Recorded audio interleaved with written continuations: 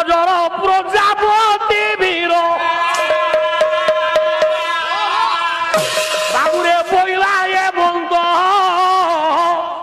উত্তর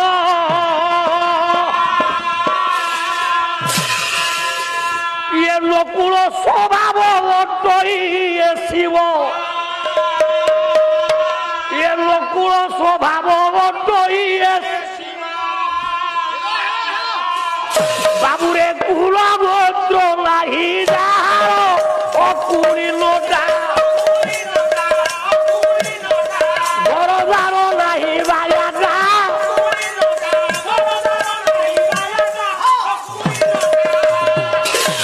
ভূত প্রেত আউ ক্ষেত্র সঙ্গতে ভূত প্রেত আউ বিহার করে মাহিয়াটা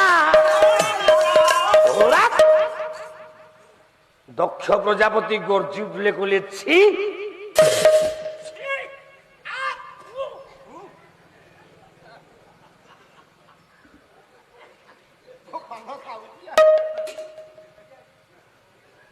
এই 4 দিন হাত তুরু কিনিকি খাইবু মো অনুষ্ঠান টঙ্কা ধরে দিয়েছি বসে সারে জলখিয়া খরচ তোমার পান চাହା খরচ তোমার হও উপসভাপতি বাবু তো ଥିଲେ ଆମ ଗୌର ସାର୍ ତ ଆମ ବାପା ଅଛନ୍ତି ଅଭାବ ଏଠି ହବନି ବୋଲି ମୁଁ ଭାବୁଛି ଉପର ମହଲରୁ ଅଭାବ ହେଲେ ତଳ ମହଲ ପେଣ୍ଡାଲ ସବୁ ପଡିଆ ହେଇକିନି ଚାଲିବ 4 ଦିନ ଯାଏ କାହିଁକି ନା ପେଟକୁ ଖାଇବାକୁ ଦବୁ ପିଠିକି ବାଡେଇବୁ ଆମେ ଆଜି ଜଳଖିଆ ଆଣୁ ଆଣୁ ହିସାବ କଲୁ ପିଲେରେ ହବନି ତମେ ଯେତିକି ନେକେ ଦେଉଛ ହବନି ଆଉ 100 ଲେଖେ ବଢେଇବ ନହେଲେ ହଉନି ଆଉ ଉପର ଓଳି ତ ଇଏ ନିଜେ ଜଳଖିଆ ଖାଇବାକୁ 130 ଟଙ୍କାର ବରା ଖାଇଦେଲେ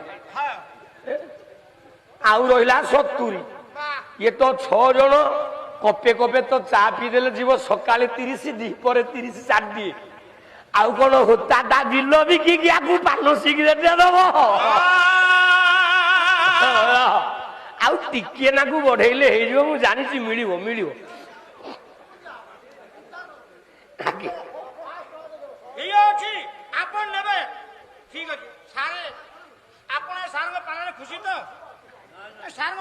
खुशी तो बहुत अच्छा मुंह भी खुशी आ गया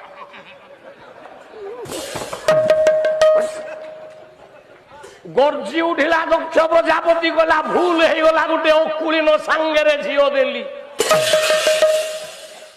ब्रह्मा जिते बेले क्रोध कले अंतराले परा ब्रह्म आंगुल रे शिव माइले जाबुरा पंचमलंबर ब्रह्मा मुंड हेला छिंडा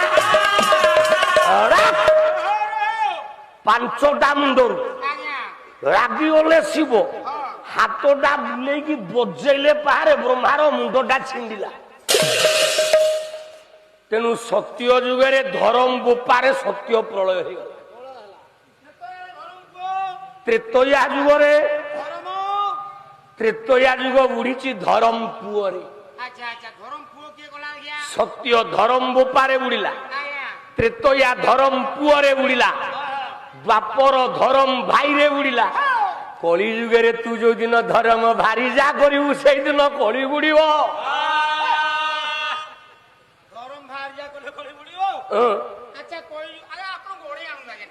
देखे सत्य धर्म बापा हला ब्रह्मा त्रेतयारे राम जटायुर परा धर्म कुमार होइला दशरथ राजा राम गुण देला एणु जटायु मरिला तेणु ए धर्म कुमार जे से पियर कुजल सीता चोरी हेला मोला भी सरबार बार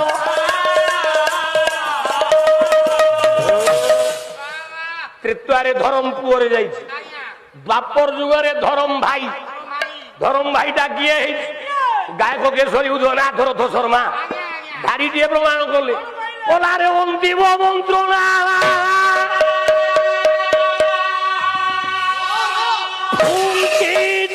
गांधार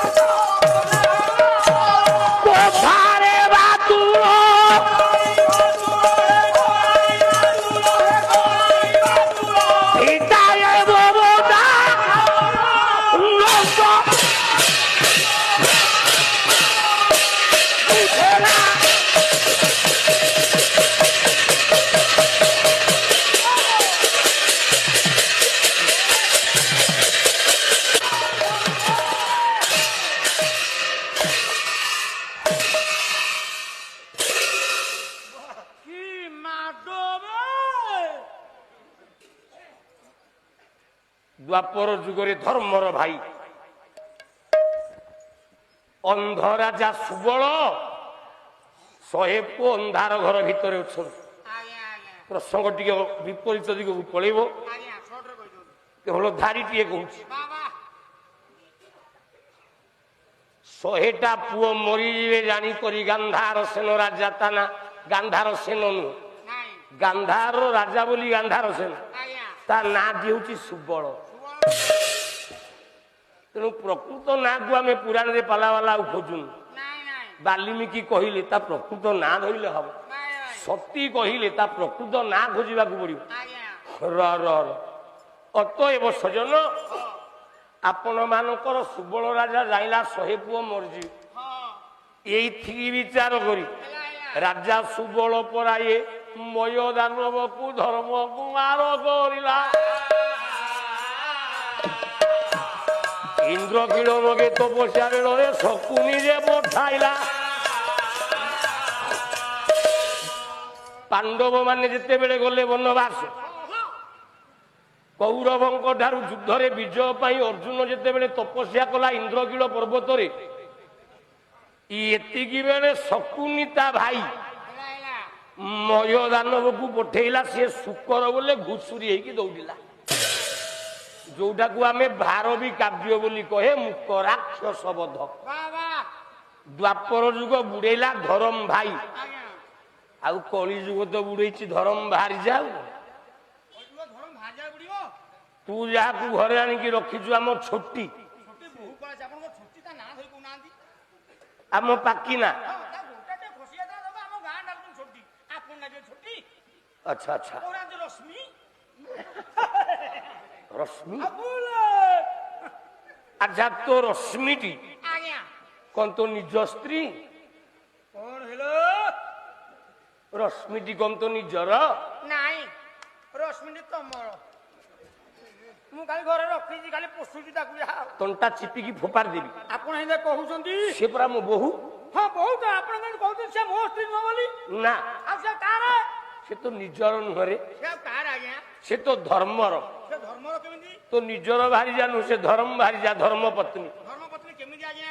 କେମିତି ପ୍ରମାଣ ଦେବାକୁ ଗଲେ 5 ମହାବିଦ୍ୟା ଯାକେ ମୁଁ ଯିବି, ହଉ ଆଜ୍ଞା ଗୋଟାଏ ଯାବତ ସରିନି। ହଁ ହଁ କେବଳ କଥାଟିଏ କହିଦଉଛି, ଆବଶ୍ୟକତା ପଡିଲେ ଆଜ୍ଞା ଆହୁରି 3 ଦିନିଆ ପରେ ଅଛି। ବାବା ପ୍ରମାଣଟିଏ ଦଉଛି, ମନେକର ଆପଣ ପୁଅର ବାହାଘର କଲେ, ନିମନ୍ତ୍ରଣ କାର୍ଡ ଛାପିଲେ, କଣ ଲେଖିଲେ?